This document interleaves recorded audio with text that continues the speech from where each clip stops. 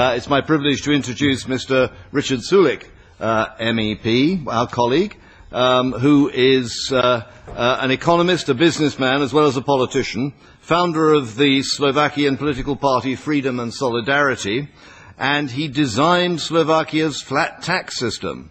Now that, I think, is quite a record to go on. Richard, we look forward enormously to hearing what you have to tell us. The floor is yours.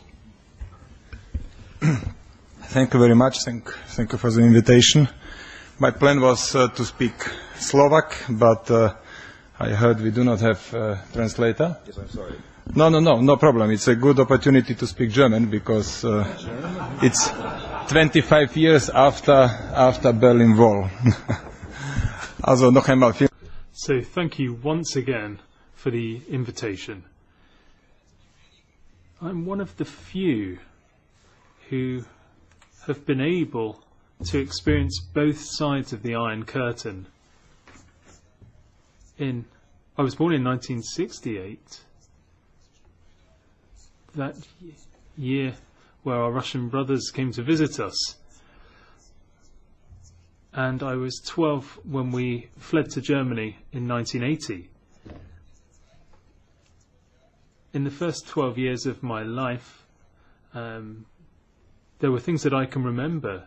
We had a house, we had jobs, things that were guaranteed to us. There was virtually no crime, but there wasn't much by way of freedom. You couldn't be an entrepreneur, you couldn't travel, and there was no real freedom of speech. The outcome of all of this was that there was a very low standard of living in all of the Eastern Bloc countries. And then when we fled to Germany in 1980, from one day to the next, I saw the huge difference between these two different models of society. I could see what capitalism had to offer, and I was surprised that the people that had benefited a lot from this capitalism, that is to say the Western Europeans, that time and again they questioned this system. The communists that were in power back home stole people's freedom openly. But this was also done in the West, in part, or manipulated in part. Over the next 10 years of my life, from 1980 up to the fall of the Iron Curtain, I lived in Germany, and I saw that there was more freedom. You could set up a company, you could say what you wanted.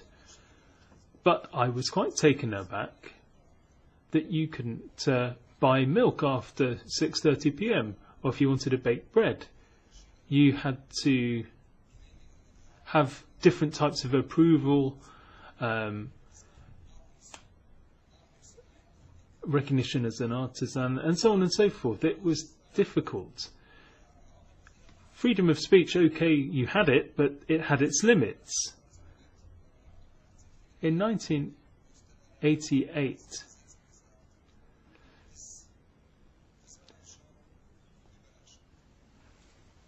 there were surprises. In 88 and 89, the wall came down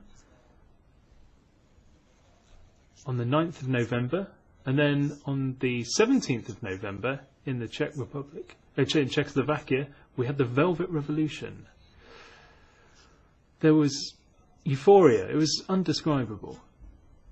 You can't imagine, if you weren't there, what went through people's heads.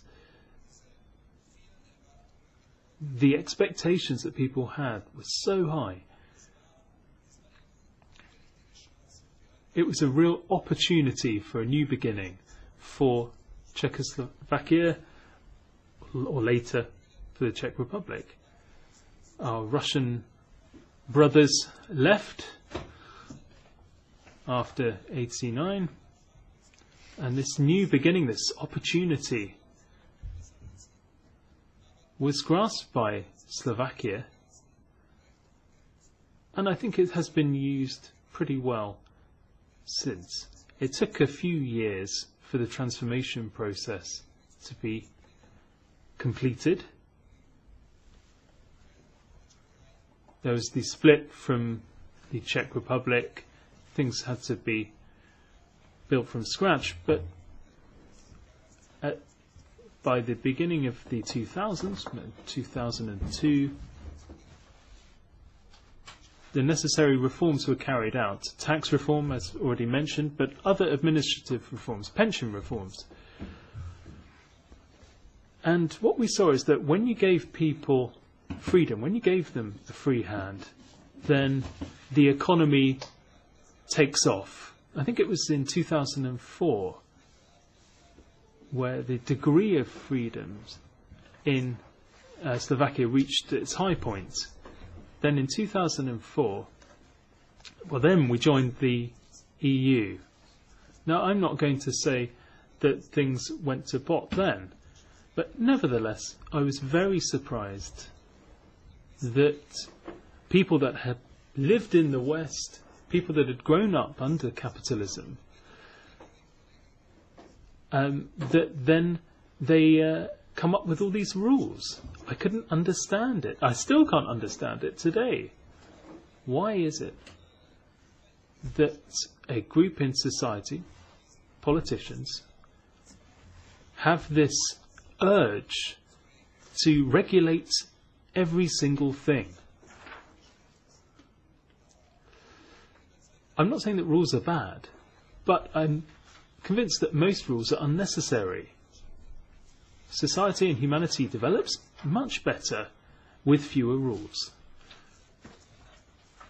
So 2004, as I said, was a great year for Slovakia. Lots of reforms took effect, such as tax reform on the 1st of January 2004. Then on the 1st of May, we joined the European Union. And we only saw positive outcomes during the first year. So things were on the up. The growth rates were comparable in Slovakia to China. And I thought that that could have carried on for some time, for some years. But unfortunately, the socialists came to power. And they showed one of the downsides to democracy, populism. They said, we can guarantee you security. A bill will cost 2 kroner. Elect us. And unfortunately, populism is not what helps the society develop further. After 2004, with the socialists at the helm, we increasingly felt that the EU rules were not all they were cracked up to be. There were more and more people who came out and said, well, perhaps we were too hasty in joining the EU. In 2006,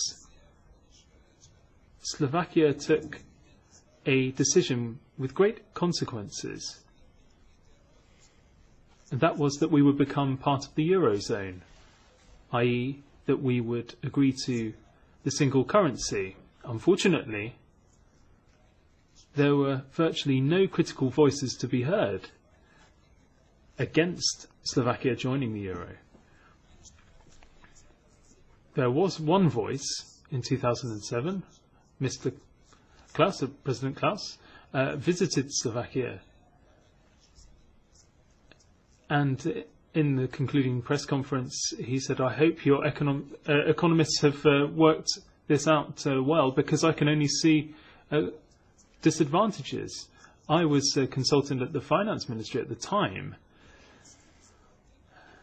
and I took what he said on board, but he was right. We threw our hat in the ring, and now we're in the Eurozone. Now we have to be liable for other countries. We've had our freedoms curtailed.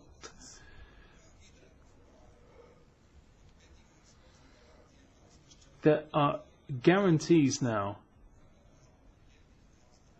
to the size of an annual budget that we have signed up to to save other countries, which you just didn't have under socialism, but you now have with these rescue funds. You had how many trams Czechoslovakia would develop that will export to Poland, and how many litres of oil were needed. But no one said you're going to be liable for the Bulgarians. But that's what's happened. The degree of socialism in the EU is becoming ever greater. From 2014 on, there are many people in the European Parliament who think that that's a good thing. And I think that this trend will continue. Socialism is not just being responsible for foreign countries, but it also means higher taxes, higher debts, more and more rules that ring-fence people. So it should come as no surprise that other corners of the world where there is more by way of freedom, that these areas are developing quicker. I don't want to live in a country where fish swim belly up, but nevertheless, I can understand. I can't understand why we need a year for planning permission, whereas it's 2 weeks elsewhere. Why you need all this red tape and paper instead of things happening in one day? Why is it that our society has all these rules and regulations on the maximum power of a vacuum cleaner, for instance? Or why highly intelligent people believe that they need to stipulate to other people how many litres their toilet system should flush. Is it really helping that there's 6 or 8 litres? Okay, it might help in the south of Spain, where there's no water, but not in Slovakia, which probably has the most water in the EU. But that's the situation. That's what we've got. In conclusion, 25 years after the fall of the Berlin Wall, what is clear? What can be seen? Well, firstly, Western countries,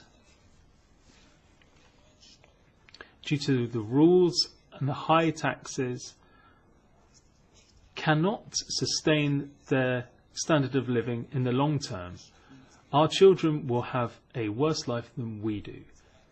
Secondly, despite the fact that people in these Western countries are not ready to see that they will have to agree to accept less in the long term, leads to the outcome that they vote for populists. It's not just in the East, it's in the West as well, in France as well. People just say, oh, vote for me. And the net result is higher debts to finance a standard of living that does not correspond to the reality. 25 years after the fall of the Berlin Wall, the EU is not the promised land. And at some point we'll have to realise this, and the quicker the better. This will mean less damage. As a result, we can't carry on with debts as they stand. At the beginning of the crisis, debt levels were lower than they are now. Nevertheless, some people are brave-faced enough to say that we've beaten the crisis. Now, Portugal has got 130% debt and much lower levels before the crisis. After 25 years since the fall of the Berlin Wall, I think the important message is that you can't do anything without freedom. That's what we need to fight for. Freedom. Freedom that adult Adults can do what they want to do and not what they are told to do by politicians. Thank you.